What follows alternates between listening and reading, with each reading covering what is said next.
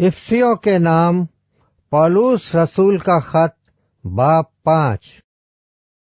पस अजीज फर्जंदों की तरह खुदा की मानिंद बनो और मोहब्बत से चलो, जैसे मसीह ने तुमसे मोहब्बत की और हमारे वास्ते अपने आप को खुशबू की मानिंद खुदा की नज़र करके कुर्बान किया।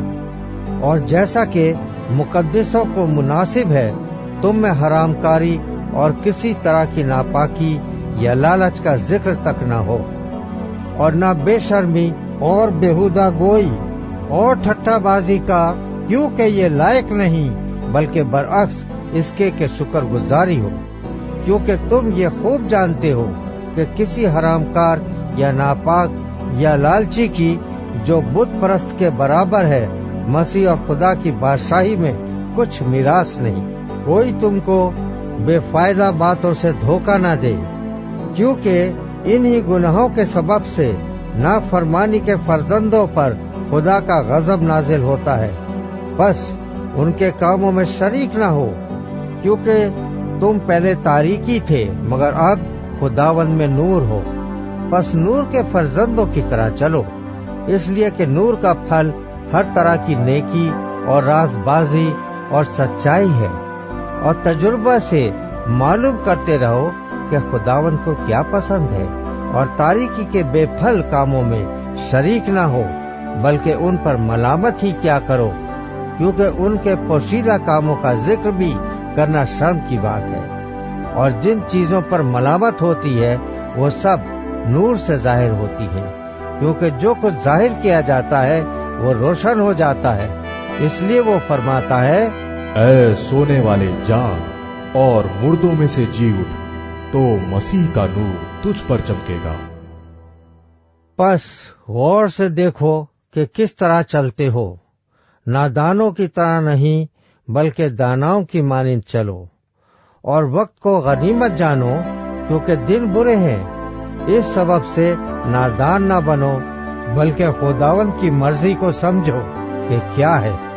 और शराब में मतवाले ना बनो, क्योंकि इससे बदचल्ली वाक़ होती है, बल्कि रूह से मामूर होते जाओ।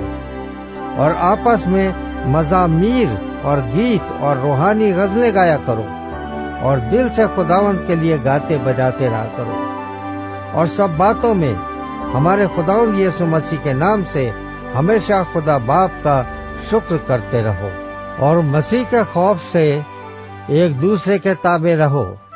आए बीवियों, अपने शोहरों की ऐसी ताबे रहो जैसे खुदावंद की, क्योंकि शोहर बीवी का सर है, जैसे मसीह कलीसिया का सर है, और वो खुद बदन का बचाने वाला है। लेकिन जैसे कलीसिया मसीह के ताबे है, वैसे ही बीवियां भी हर बात में अपने शोहरों के ताबे हों।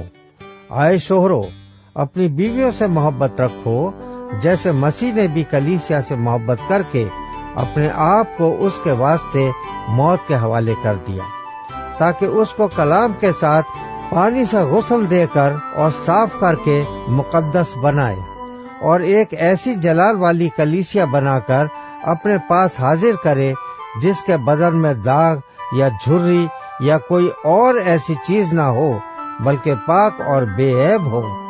इसी तरह शोहरों को लाजिम है कि अपनी बीवियों से अपने बदन की मानिंद मोहब्बत रखें। जो अपनी बीवी से मोहब्बत रखता है वो अपने आप से मोहब्बत रखता है, क्योंकि कभी किसी ने अपने जिस्म से दुश्मनी नहीं की, बल्कि उसको पालता और परवरिश करता है, जैसे कि मसीह कलीसिया को, इसलिए कि हम उसके बदन के उज़ू हैं। इसी सबब से आदमी बाप से और माँ से जुदा होकर अपनी बीवी के साथ रहेगा, और वो दोनों एक जिस्म होंगे। ये भेद तो बड़ा है, लेकिन मैं मसीह और कलीसिया की बाबत कहता हूँ। बहरहाल तुम में से भी हर एक अपनी बीवी से अपनी मानिंद मोहब्बत रखे, और बीवी इस बात का ख्याल रखे कि अपने शोहर से डरती रहे।